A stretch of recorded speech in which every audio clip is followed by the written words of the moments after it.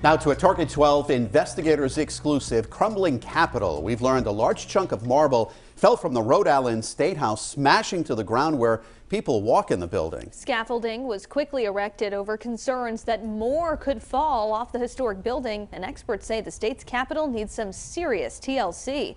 Target 12 investigator Tim White is here now with the exclusive details.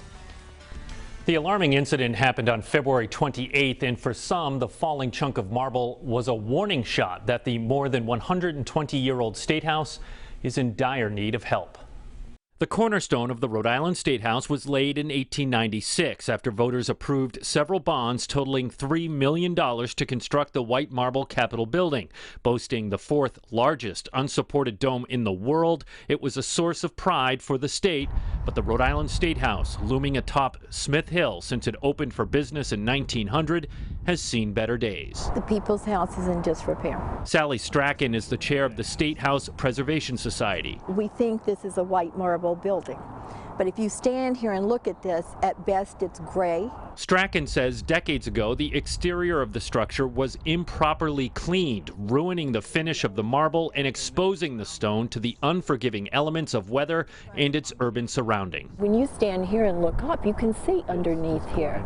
It's terrible. On February 28th, this large chunk of marble off what's called a corbel under the balcony came crashing down at the main entrance to the State House. These are images from shortly after the incident provided by the Rhode Island Department of Administration. Scaffolding was hastily constructed as a shield in case it happens again. State Archive images reviewed by Target 12 show those corbels were a focus of a 1976 restoration project. What I would say is that when a piece of marble falls off of a historic building, that is a sign of a problem. That doesn't just happen. Yeah, it's a red flag. That would be a red flag.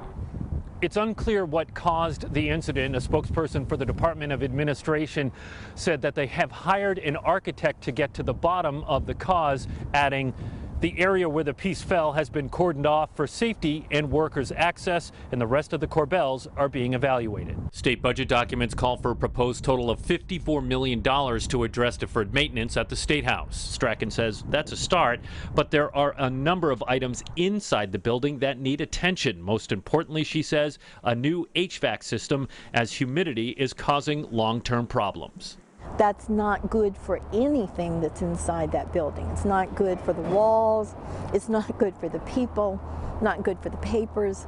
So I think there's a great deal of work that needs to be done on this.